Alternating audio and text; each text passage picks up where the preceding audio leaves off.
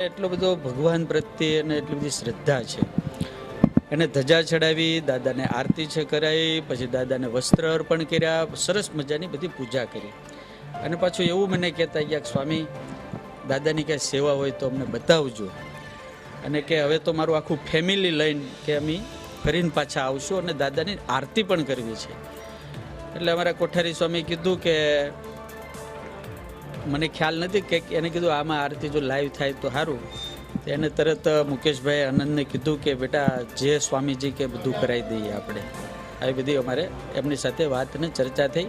દાદાનો પ્રસાદ અર્પણ કર્યો, દાદાની મૂર્તિ સરસ મજાની કષ્ટભંજન દાદાની, પછી કિંગ ઓફ સાળંગપુરની મૂર્તિ પણ આપી.